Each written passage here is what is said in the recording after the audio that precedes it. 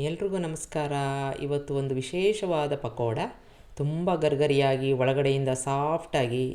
ಇನ್ನೊಂದು ತುಂಬ ವಿಶೇಷ ಅಂತಂದರೆ ಈರುಳ್ಳಿ ಬೇಕಾಗೇ ಇಲ್ಲ, ಆದರೂ ಅಷ್ಟು ರುಚಿಯಾಗಿರುತ್ತೆ. ಈರುಳ್ಳಿ ಬೆಳ್ಳುಳ್ಳಿ ಬೇಡ ಅನ್ನೋರು, ಹಾಗೇ ಪಕೋಡ ಮಾಡಿಕೊಂಡು ತಿನ್ನಬೇಕು ಅನ್ನೋರು ಈ ಮೆಂತ್ಯ ಸೊಪ್ಪನ್ನು ಬಳಸಿ ಒಂದು ಪಕೋಡನ ಮಾಡ್ಕೋಬೋದು. ಹೇಗೆ ಮಾಡೋದು ಅಂತ ನೋಡೋಣ. ತುಂಬ ರುಚಿಯಾಗಿರುತ್ತೆ ಟೀ ಜೊತೆ ಕಾಫಿ ಜೊತೆ. ಇಲ್ಲಿ ಸುಮಾರು 1 ಕಪ್ನಷ್ಟು ಮೆಂತ್ಯನ ನಾನು ಇಟ್ಕೊಂಡಿದ್ದೀನಿ. ಚೆನ್ನಾಗಿ ತೊಳೆದು ಈ ಥರ ತೂತು ಬಟ್ಲಲ್ಲಿ ಹಾಕ್ಕೊಂಡಿದ್ದೀನಿ. ನೀರೆಲ್ಲ ಹೊಟ್ಟೋಗಿದೆ.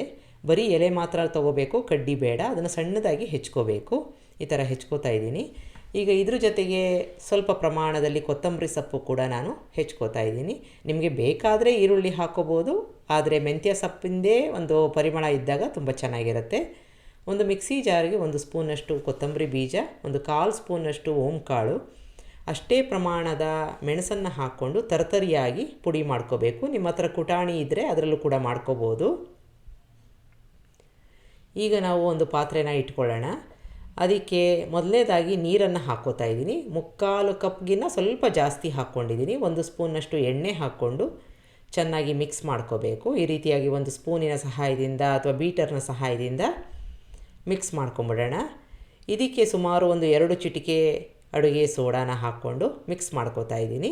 ಈಗ ಒಂದೊಂದೇ ಪದಾರ್ಥಗಳನ್ನ ಈ ನೀರಿಗೆ ಹಾಕ್ಕೋತಾ ಹೋಗೋಣ. ನಾವು ಕ್ರಷ್ ಮಾಡ್ಕೊಂಡಿದ್ವಲ್ಲ ಮಸಾಲೆ, ಅದನ್ನು ಹಾಕ್ಕೊಂಡಿದ್ದೀನಿ. ರುಚಿಗೆ ತಕ್ಕಷ್ಟು ಉಪ್ಪು, ಅದರ ಜೊತೆಗೆ 1 ಸ್ಪೂನ್ನಷ್ಟು ಸಕ್ಕರೆ ಹಾಕ್ಕೋತಾ ಇದ್ದೀನಿ. ಮೆಂತ್ಯ ಸೊಪ್ಪಿನ ಒಂದು ಕಹಿಗೆ ಒಂದು ಬ್ಯಾಲೆನ್ಸ್ ಆಗುತ್ತೆ.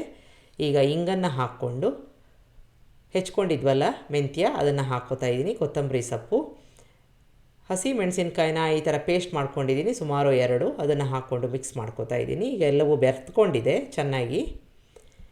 ಈಗ ಇದಕ್ಕೆ 2 ಟೇಬಲ್ ಸ್ಪೂನಷ್ಟು ಚಿರೋಟಿ ರವೆ, 1 ಕಪ್ನಷ್ಟು ಕಡಲೆ ಹಿಟ್ಟು, ಬೋಂಡಾ ಬಜ್ಜಿ ಮಾಡ್ತೀವಲ್ಲ ಆ ಹಿಟ್ಟನ್ನು ಹಾಕ್ಕೋತಾ ಇದ್ದೀನಿ. ಎಲ್ಲವನ್ನು ಚೆನ್ನಾಗಿ ಮಿಕ್ಸ್ ಮಾಡ್ಕೋಬೇಕು. ತುಂಬ ನೀರಾಗಿದ್ದರೆ 1-2 ಸ್ಪೂನಷ್ಟು ಕಡಲೆ ಹಿಟ್ಟನ್ನು ಬೇಕಾದರೆ ಹಾಕ್ಕೋಬೋದು. ಆ ಥರ ಆಗಲ್ಲ, ಕರೆಕ್ಟಾಗಿ ಆಗುತ್ತೆ. ತುಂಬ ಗಟ್ಟಿಯಾಗಿದ್ದರೆ 1-2 ಚಮಚ ನೀರನ್ನು ಹಾಕ್ಕೋಬೇಕಾಗತ್ತೆ. ಈಗ ಚೆನ್ನಾಗಿ ಮಿಕ್ಸ್ ಮಾಡ್ಕೊಂಡಿದ್ದೀನಿ. ಈ ಹದದಲ್ಲಿ ಇರಬೇಕು. ಎಣ್ಣೆ ಚೆನ್ನಾಗಿ ಕಾಯೋಕ್ಕೆ ಇಟ್ಟಿರಬೇಕು. ಈಗಾಗಲೇ ಕಾದಿದೆ ಎಣ್ಣೆ. ಅದಕ್ಕೆ ಕೈಯಲ್ಲಿ ಈ ರೀತಿಯಾಗಿ ತಗೊಂಡು ಚೆನ್ನಾಗಿ ಕಾದಿರೋ ಎಣ್ಣೆಗೆ ಹೀಗೆ ಸ್ವಲ್ಪ ಸ್ವಲ್ಪ ಹಿಟ್ಟನ್ನು ಹಾಕ್ಕೋಬೇಕು. ಒಂದು ಗುಂಡನೆಯ ಆಕಾರಕ್ಕೆ ಬರುತ್ತೆ. ಎಣ್ಣೆ ಚೆನ್ನಾಗಿ ಕಾದಿಲ್ಲ ಅಂತಂದರೆ ಚಪ್ಪಟೆ ಆಗಿಬಿಡುತ್ತೆ. ನೋಡಿ, ಈಗ ಚೆನ್ನಾಗಿ ಊದ್ಕೊಂಡಿದೆ. ಇದನ್ನು ತಿರುಗಿಸಿ ಹಾಕಿ ಎಲ್ಲ ಬದಿಯಿಂದನೂ ಚೆನ್ನಾಗಿ ಗರ್ಗರಿಯಾಗಿ ಆಗೋ ತನಕ ಇದನ್ನು ಮಾಡಿಕೊಂಡು ಆಮೇಲೆ ತೆಕ್ಕೊಳ್ಳೋ ಅಂಥದ್ದು. ನೋಡಿದ್ರಲ್ಲ, ತುಂಬ ಸುಲಭನಾಗಿ ಮಾಡೋ ಅಂಥದ್ದು, ಅಷ್ಟೇ ರುಚಿಯಾಗಿರುತ್ತೆ. ಟೀ ಜೊತೆ ಕಾಫಿ ಜೊತೆ ಒಂದು ಸಲ ಮಾಡಿ ನೋಡಿ.